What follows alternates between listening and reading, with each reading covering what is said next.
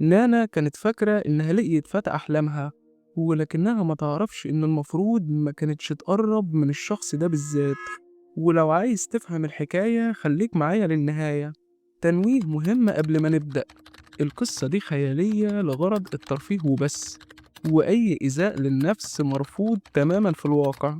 فيلمنا بيبدأ مع بنت اسمها نانا، واللي بتكون عايشة في الحياة لوحدها لأنها يتيمة، وملهاش حد غير صاحبتها المقربة مولي.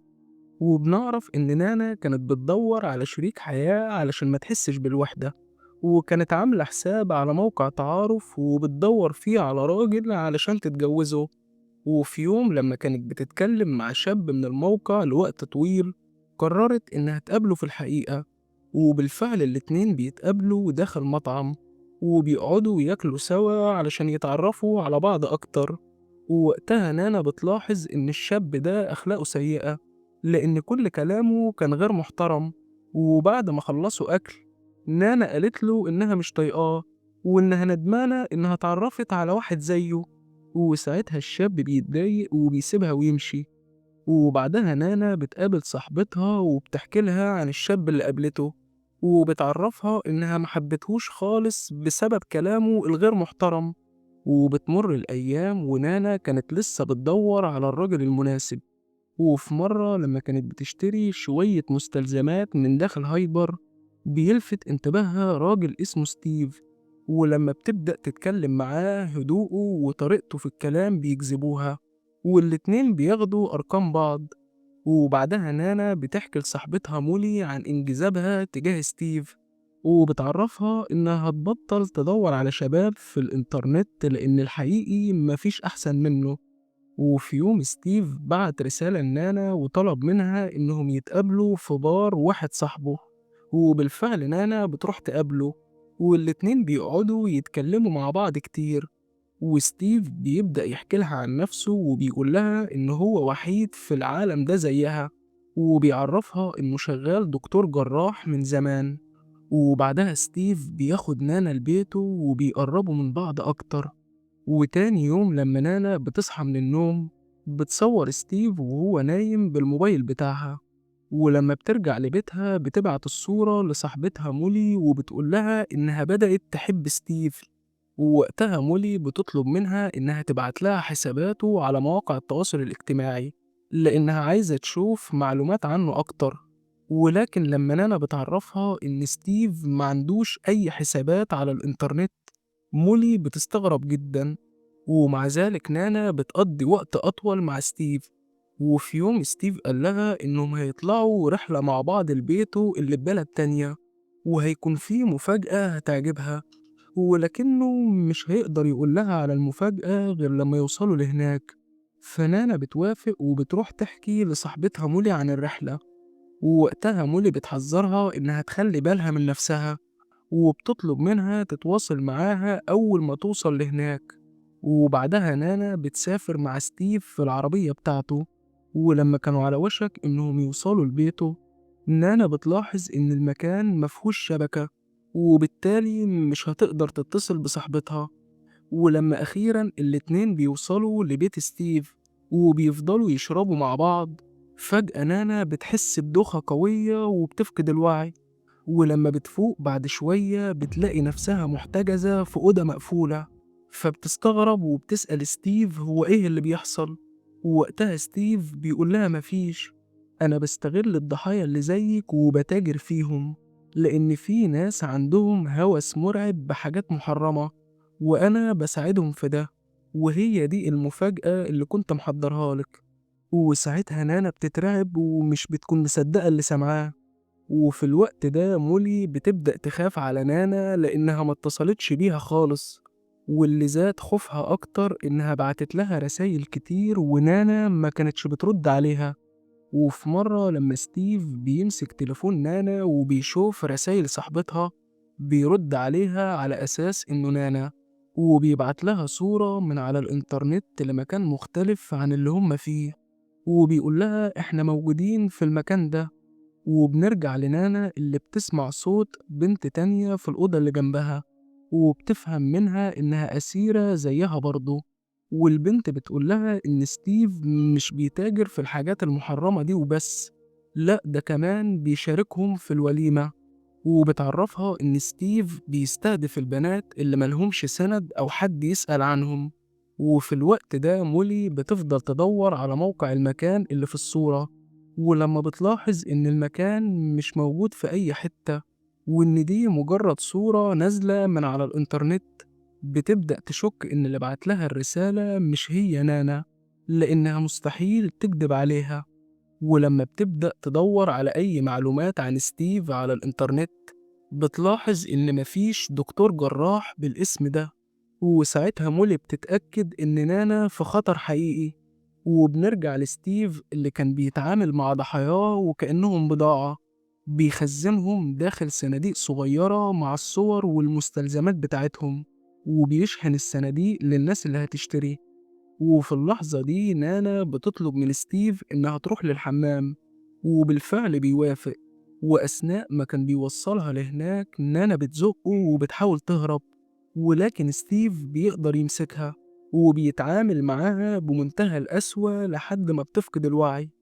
ولما نانا بتفوق بتحس بوجع رهيب، وبتحس إن جسمها ما بقاش زي ما كان. ووقتها ستيف بيقول لها بكل برود إنه استغل غيابها عن الوعي وعمل لها عملية جراحية كعقاب ليها على الهروب. شال جزء من جسمها علشان يضمن إنها ما تهربش تاني. وأول ما نانا بتسمع الكلام ده بتنهار تماما وصرختها بتهز المكان. وفي الوقت ده مولي بتروح للبار اللي نانا وستيف اتقابلوا فيه، ولما بتعرف من صاحب البار عنوان بيت ستيف اللي في بلد تانية، بتسافر لهناك بسرعة. وأول ما بتوصل لبيته بتقابلها مرات ستيف، ووقتها مولي بتعرفها إن جوزها خطف صاحبتها، ولكن الست بترد عليها إن مستحيل جوزها يعمل حاجة زي كده. وفي الوقت ده ستيف بيروح لهم وبيمثل إنه ما يعرفش حد اسمه نانا، ولكن لما مولي بترن على تليفون نانا والموبايل بيرن وهو في جيل ستيف، ساعتها مولي بتتأكد إنه كذاب. وقبل ما تتصرف أو تعمل أي حاجة، فجأة مرات ستيف بتتسلل من وراها وبتضربها على دماغها وبتخليها تفقد الوعي. ووقتها بنكتشف الصدمة الكبيرة، مرات ستيف مشتركة معاه في كل الجرايم اللي بيعملها. ومش كده وبس، لأ دي كمان كانت ضحية في الأصل. ستيف خطفها وعمل فيها نفس اللي عمله مع نانا، وحرمها من المشي بشكل طبيعي. ولكن الفرق إنه وقع في حبها، وبدل ما ينهي حياتها زي الباقيين قرر إنه يتجوزها. وبعدها بنشوف ستيف وهو بيكمل جرايمه بطريقة مرعبة، وبنلاحظ إن الأداة اللي بيستخدمها في تجهيز الحاجات المحرمة بيكون عليها علامة غريبة. وفي الليل لما ستيف بيعزم نانا على العشاء وبتسأله هو من إمتى وهو بياكل الحاجات المحرمة دي، ستيف بيعرفها إن أول مرة جرب فيها كان عنده 19 سنة، ولقي طعمه مميز جدا، ولكنه ما كانش قادر يقول لحد عن ده. لحد ما في يوم لقي مجتمع سري لناس ليهم نفس الميول اللي عنده، والناس دي ما كانتش عادية، ولكنهم ناس أغنياء جدا، وما ترددوش ولو للحظة في إنهم يدفعوا أي فلوس مقابل إن يديلهم الطلبات اللي عايزينها. وبعدها ستيف بيقدم لنانا طبق من الوليمة المحرمة، ولأن نانا بيكون عندها فضول بتاكل فعلا، وبتقوله إن طعمه جميل فعلا زي ما قالها. ولكننا بنلاحظ إن نانا بتكذب، وإنها بتقول كده بس علشان تكسب ثقة ستيف مش أكتر. وفي الوقت ده بنشوف الأشخاص الأغنياء وهم مجتمعين على نفس الوليمة، وبيكونوا مستمتعين جدا وهم بياكلوها.